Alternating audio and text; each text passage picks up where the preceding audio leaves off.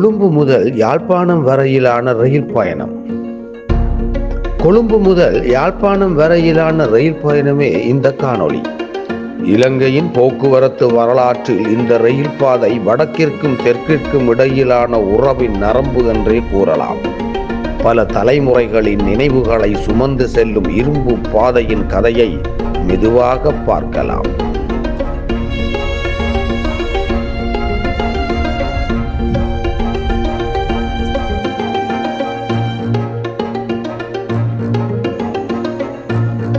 பத்தொன்பதாம் நூற்றாண்டின் இறுதியில் இந்த நாட்டை நிர்வகித்த பிரித்தானிய ஆட்சி வடக்கு பகுதிகளை தலைநகரத்துடன் இணைக்க வேண்டும் என்று முடிவு செய்தது. பொருளாதாரம், நிர்வாகம், மக்கள் நகர்வு எல்லாவற்றிற்கும் ரயில் மிகவும் அவசியமாக இருந்தது. அதன் விளைவாக மெயின் லைனில் இருந்து வடக்கு நோக்கி செல்லும் நொதர்ன் லைன் கட்டுமானம் தொடங்கப்பட்டது.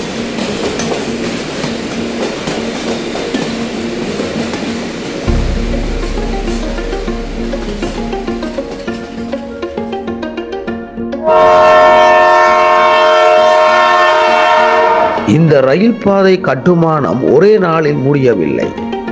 பல கட்டங்களாக அது மேலும் மேலும் நீடிக்கப்பட்டது. முதலில் கொழும்பிலிருந்து குருநாகல் வரையும், பின்னர் அனுராதபுரம் வரையும், அதனைத் தொடர்ந்து வவுனியா வரையும் இந்த ரயில் பாதை நீண்டு சென்றது. இறுதியில் 20ஆம் நூற்றாண்டின் தொடக்கத்தில் யாழ்ப்பாண தீபகற்பம் ரயில் மூலம் தெற்குடன் இணைக்கப்பட்டது. அது அப்போது ஒரு மிகப்பெரிய முன்னேற்றகரமான திட்டமாக கருதப்பட்டது.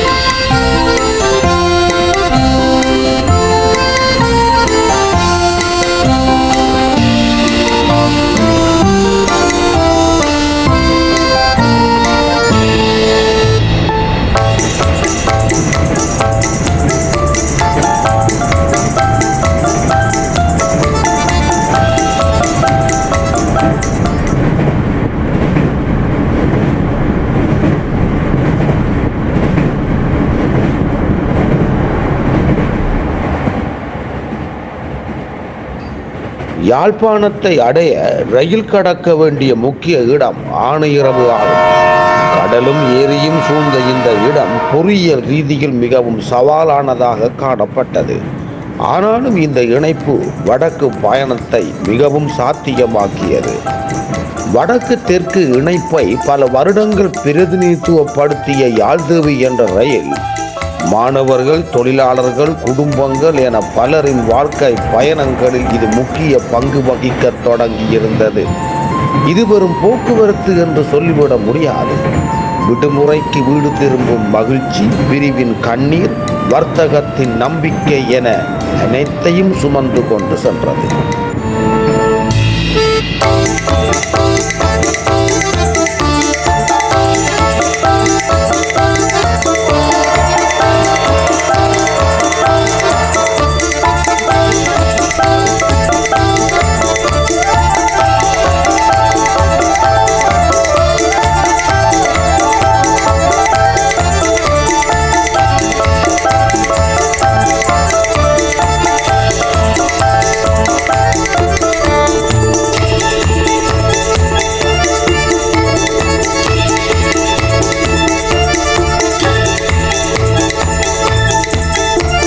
உள்நாட்டு மோதல்களின் போது வடக்கு ரயில் சேவை பல ஆண்டுகளாக நிறுத்தப்பட்டிருந்தது.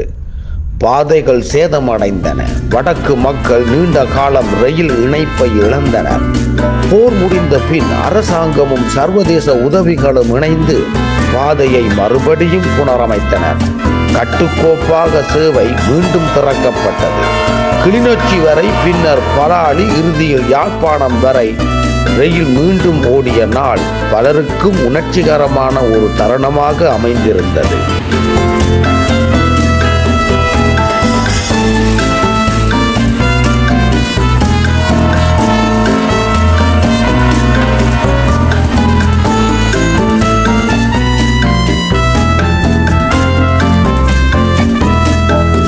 இப்போது கொழும்பு யாழ்ப்பாணம் ரயில் என்பது குடும்பங்களை இணைக்கும் பாலம், கல்வி மற்றும் வேலை வாய்ப்புகளுக்கான வழியாக அமைந்திருக்கிறது.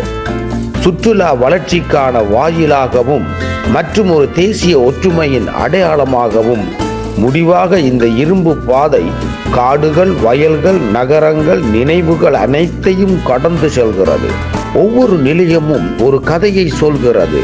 கொழும்பு முதல் யாழ்ப்பாணம் வரை செல்லும் ரயில் அது ஒரு பயணம் மட்டுமல்ல, ஒரு வரலாறும் கூட.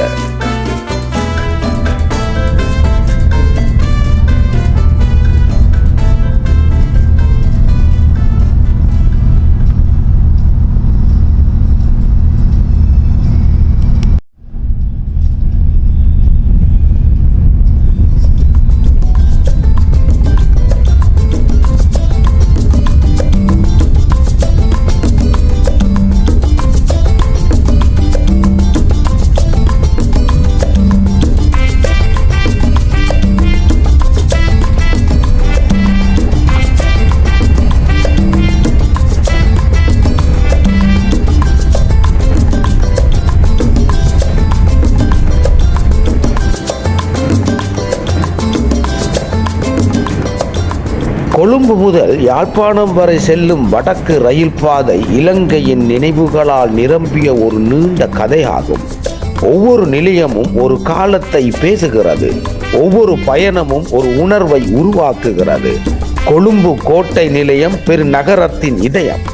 வேலைக்கு செல்லும் மக்கள் பொதிகளை தூக்கி கொண்டு ஊருக்கு போகும்போது மாணவர்கள், சுற்றுலா பயணிகள் எல்லோரின் பாதையும் இங்கிருந்துதான் தொடங்குகிறது. பழமையான கட்டிட வடிவம், கூட்ட நெரிசல், அறிவிப்புகளின் ஒளி என எப்போதும் பரபரப்பாக இருப்பதை காண முடிகிறது.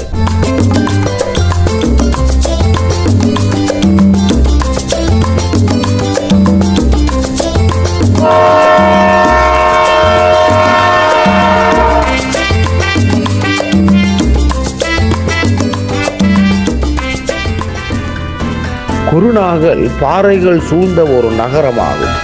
இங்கு ரயில் சில நிமிடங்கள் நின்றாலும் ஜன்னல் வழியாக நகரத்தின் தனித்துவமான தோற்றத்தை கண்டு களிக்க முடிகிறது.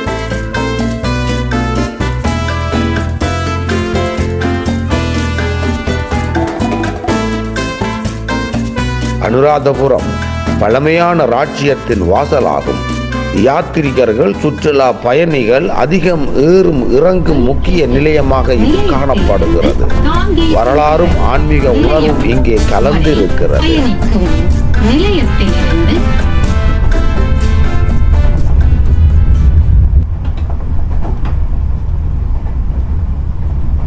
வவுனியா வடக்கு பயணத்தின் கதவாக விளங்குகிறது. பல ஆண்டுகள் இதுதான் வடக்குக்கான கடைசி செயல்படும் நிலையமாக இருந்திருக்கிறது. பிரிவும் சந்திப்பும் நிறைந்த ஒரு இடமாக இந்த இடம் நினைவுக்கு வருகிறது.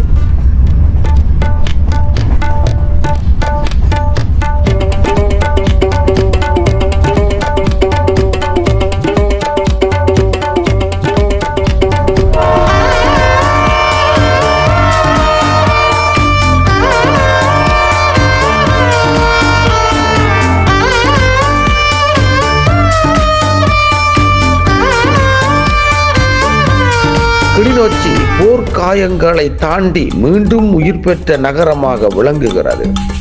ரயில் வந்தது என்றால் மீண்டும் வாழ்க்கை திரும்பியது என்ற நம்பிக்கையை அது கொடுக்கிறது.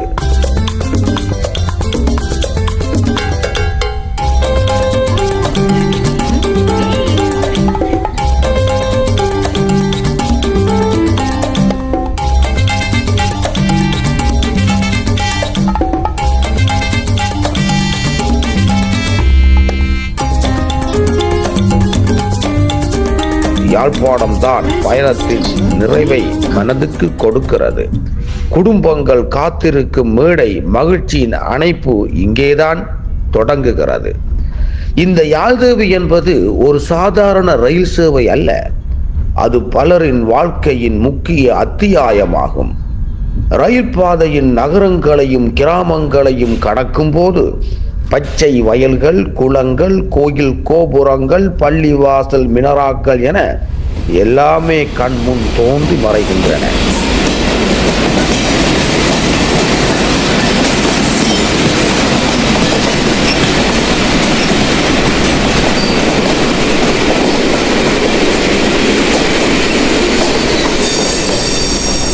பல வருடங்களுக்கு முன் குடும்பம் முழுவதும் உணவுப் பொதிகளை எடுத்து செல்லும்.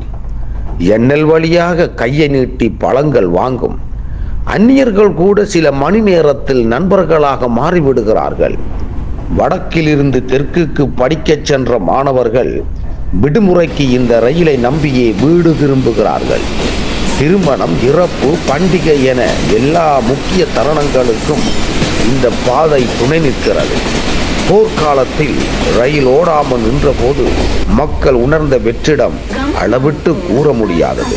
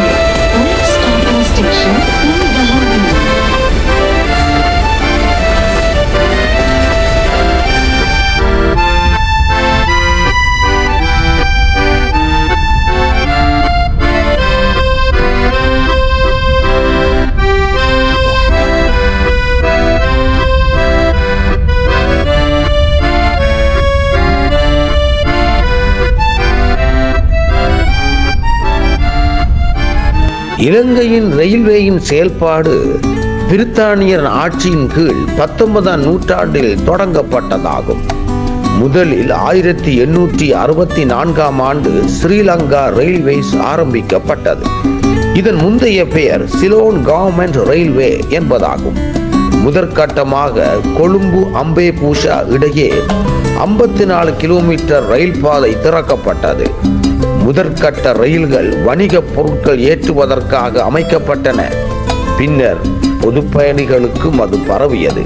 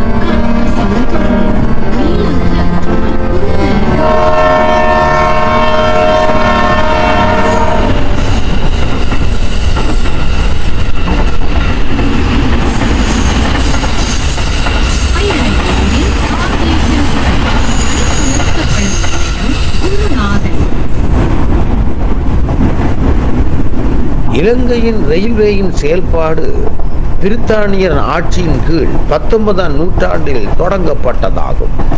முதலில் 1864ஆம் ஆண்டு ஸ்ரீலங்கா ரயில்வேஸ் ஆரம்பிக்கப்பட்டது. இதன் முந்தைய பெயர் சிலோன் கவர்மெண்ட் ரயில்வே என்பதாகும். முதற்கட்டமாக கொழும்பு அம்பேபூஷா இடையே 54 கிலோமீட்டர் ரயில் பாதை திறக்கப்பட்டது. முதற்கட்ட ரயில்கள் வணிகப் பொருட்கள் ஏற்றுவதற்காக அமைக்கப்பட்டன. பின்னர் பொது பயணிகளுக்கும் அது பரவியது.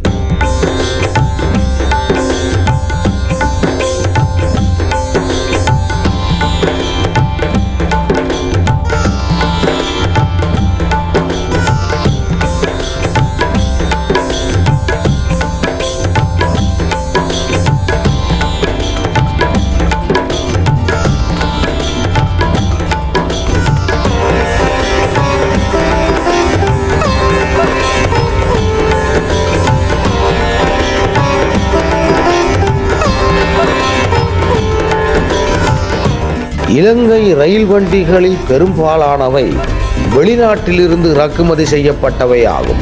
குறிப்பாக சீனா, ஜப்பான் முதலான நாடுகளில் இருந்து அவை இறக்குமதி செய்யப்பட்டுள்ளன. சில ரயில் பெட்டிகள் இந்தியாவின் சென்னை போன்ற தொழிற்சாலைகளில் இருந்தும் இறக்குமதி செய்யப்பட்டிருக்கின்றன. தற்போது ரயில்வே தளம் மற்றும் பாதைகளின் நிலைமையை கருத்தில் கொண்டு சாதாரண ரயில்கள் பொதுவாக அதிகப்படியான வேகத்தில் ஓடாமல் செயல்படுகின்றன.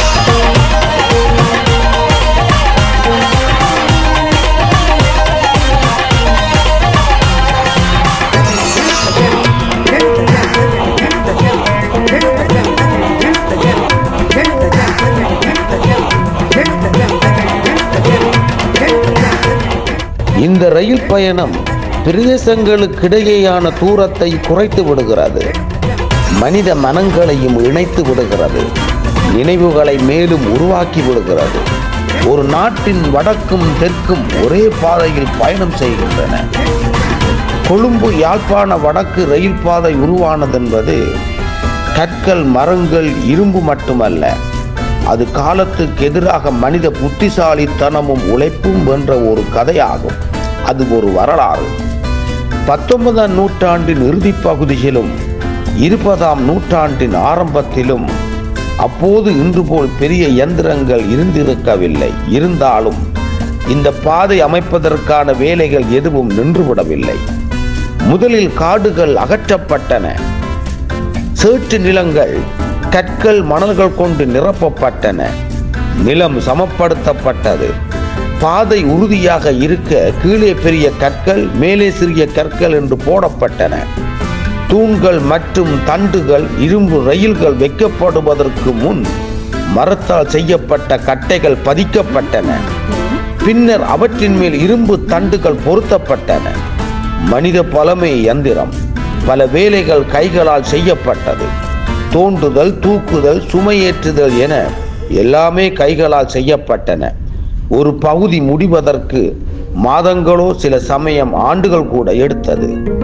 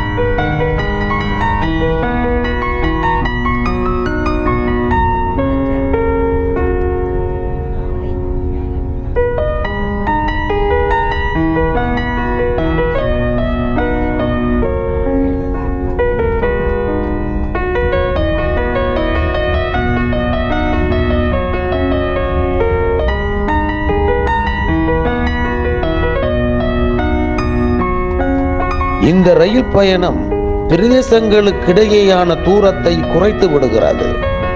மனித மனங்களையும் இணைத்து விடுகிறது. நினைவுகளை மேலும் உருவாக்கி விடுகிறது. ஒரு நாட்டின் வடக்கும் தெற்கும் ஒரே பாதையில் பயணம் செய்கின்றன. கொழும்பு யாழ்ப்பாண வடக்கு ரயில் பாதை உருவானதென்பது கற்கள், மரங்கள், இரும்பு மட்டுமல்ல. அது காலத்துக்கு எதிராக மனித புத்திசாலித்தனமும் உழைப்பும் வென்ற ஒரு கதையாகும். அது ஒரு வரலாறு. 19ஆம் நூற்றாண்டின் இறுதி பகுதியிலும் 20ஆம் நூற்றாண்டின் ஆரம்பத்திலும் அப்போது இன்று போல் பெரிய இயந்திரங்கள் இருந்திருக்கவில்லை. இருந்தாலும் இந்த பாதை அமைப்பதற்கான வேலைகள் எதுவும் நின்றுவிடவில்லை. முதலில் காடுகள் அகற்றப்பட்டன. சேற்று நிலங்கள் கற்கள், மணல்கள் கொண்டு நிரப்பப்பட்டன. நிலம் சமப்படுத்தப்பட்டது. பாதை உறுதியாக இருக்க கீழே பெரிய கற்கள், மேலே சிறிய கற்கள் என்று போடப்பட்டன. தூண்கள் மற்றும் தண்டுகள் இரும்பு ரயில்கள் வைக்கப்படுவதற்கு முன் மரத்தால் செய்யப்பட்ட கட்டைகள் பதிக்கப்பட்டன. பின்னர் அவற்றின் மேல் இரும்பு தண்டுகள் பொருத்தப்பட்டன. மனித பலமே இயந்திரம். பல வேலைகள் கைகளால் செய்யப்பட்டது. தோண்டுதல், தூக்குதல், சுமையேற்றுதல் என எல்லாமே கைகளால் செய்யப்பட்டன. ஒரு பகுதி முடிவதற்கு மாதங்களோ சில சமயம் ஆண்டுகள் கூட எடுத்தது.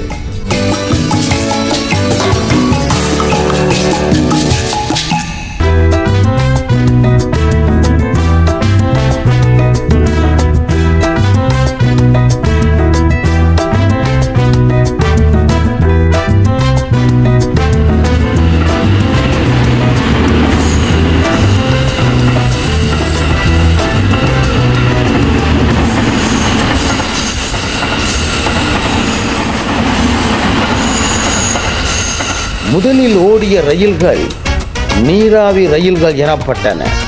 நிலக்கரி அல்லது மர விறகு எரித்து நீராவி உருவாக்கி ரயில்கள் இயங்கின.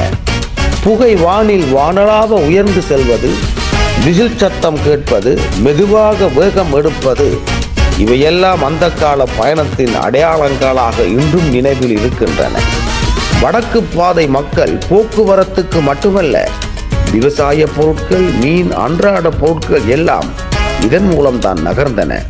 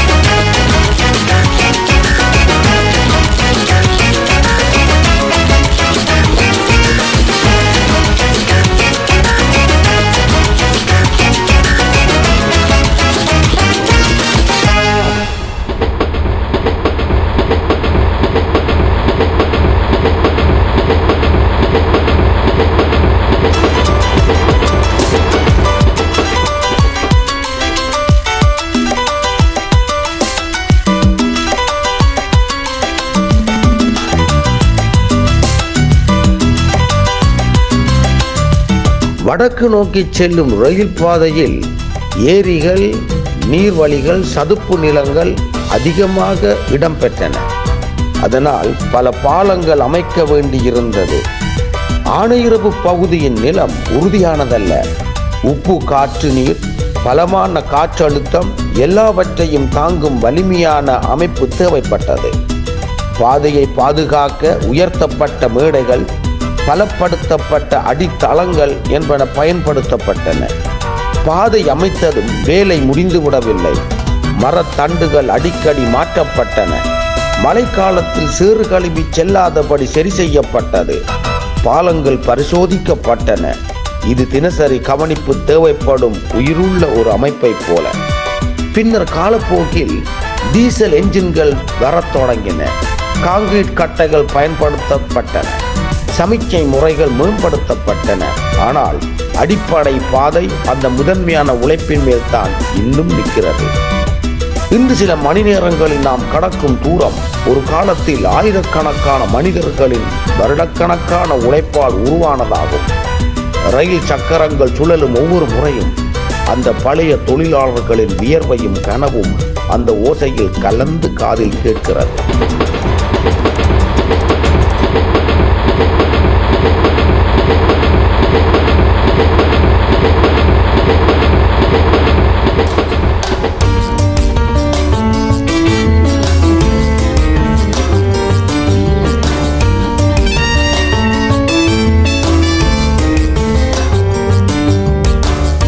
இப்போது யாழ்தேவி போன்ற முக்கிய ரயில்கள் அதிகபட்சம் மணிக்கு 110 கிலோமீட்டர் வேகத்தில் ஓடக்கூடியதாக ரயில்வே ட்ராக் மேம்பாடு செய்யப்பட்டிருப்பதனை காண முடிகிறது. ரயிலின் அனுமதிக்கப்பட்ட அதிகபட்ச வேகம் மணித்தியாலத்துக்கு 120 கிலோமீட்டர் மட்டுமே. மனிதர்களை எளிதாக நகரச் செய்ய பல சாதனங்களாக இருந்தாலும் ரயில்கள் நிறைய பயணிகள் மற்றும் சரக்குகளை ஒரே நேரத்தில் பாதுகாப்பாக துல்லியமாக எடுத்துச் செல்லும் வசதியை கொண்டிருக்கிறது. உலகின் சில ரயில்கள் வேகத்தில் கம்பீரமாக ஓடி உலகின் கவனத்தை ஈர்க்கத் தொடங்கியுள்ளன. ஜப்பானில் 1964 முதல் அறிமுகமான சின்கான்சன் ரயில்கள் உலகின் முதல் ஹை ஸ்பீட் ரயில் என கருதப்படுகின்றன. சாதாரணமாக மணித்தியாலத்திற்கு 240 தொடக்கம் 320 கிலோமீட்டர் வேகம் வரை அது செல்கிறது. டோக்கியோவில் இருந்து ஒசாகா செல்லும் இது நேரத்தை துல்லியமாக கடைபிடிக்கும் ரயிலாக கருதப்படுகிறது. ஒரு நிமிடம் கூட தாமதிக்காமல் வருவது அதன் வழக்கமாக இருக்கிறது. இதன் அதிகபட்ச வேகம் மணித்தியாலத்திற்கு 603 கிலோமீட்டர்கள் ஆகும்.